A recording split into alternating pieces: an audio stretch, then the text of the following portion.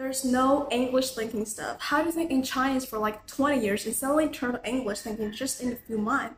It's almost impossible. But hey guys, welcome back to my channel. I remember I once got a comment asking me, how do you think in English directly instead of doing the translation in mind?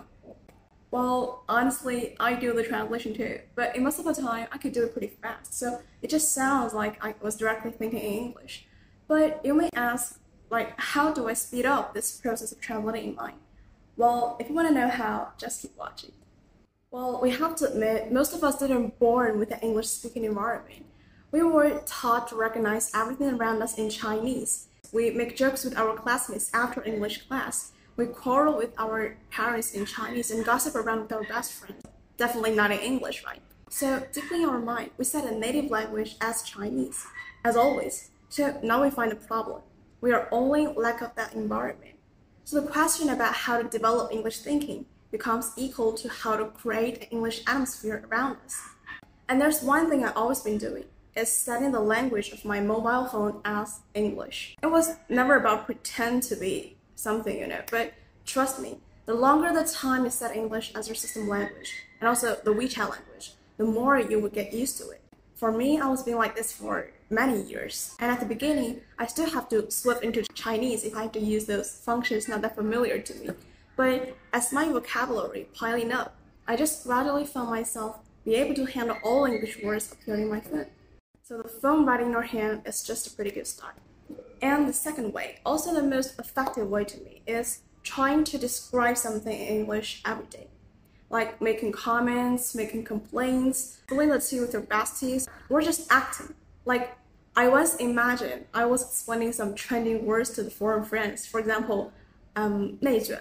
I would explain like this. Like, we only got a piece of cake on the table, and it's just fit for 2 persons to enjoy it. But now we got 20%, and we're not allowed to cut the cake into 20 portions. So we have to pick up 2 persons from the group. But everybody's starving, so they're gonna bring about everything they could to get that cake. And in reality, this cake could be a working post, could be a chance for promotion, or a threshold for further study. And when everyone is striving for that cake, we could just call it 内卷. Just like that. And about making comments, I remember a few days ago, when I was standing in front of a mirror and cleaning my makeup, normally it would just take me like 30 seconds. But at that time, it took me like the whole 5 minutes. I was like massaging my face with cleansing oil and thinking about what kind of relationship is what I really want. Just my favorite topic, And I was like, keep talking to myself until I figured it out. So at least now you know, before you are getting used to something, you're gonna take time and pay efforts. Now I will still do the translation in mind if coming across some topics that are not familiar, but at least I can handle it pretty well in daily communication. Now, one thing for sure is, when I speak English, I'm not feeling it's uncomfortable. I'm not pushing myself. Every time I talk to myself in English, it is practicing, but not suffering. So don't push yourself so hard. It's okay, you still need to think in Chinese. And it's not a big deal if you didn't see any payback right after practicing like this. But please stick to it. The most awesome thing we got is time, right? Oh, by the way, welcome bothering me if you need more help in English. I mean it. I would read all the comments and messages, and I'll be really happy to make more friends with everyone watching my video. So don't forget to give me a like and keep following my channel, and I'll see you guys next time. Bye!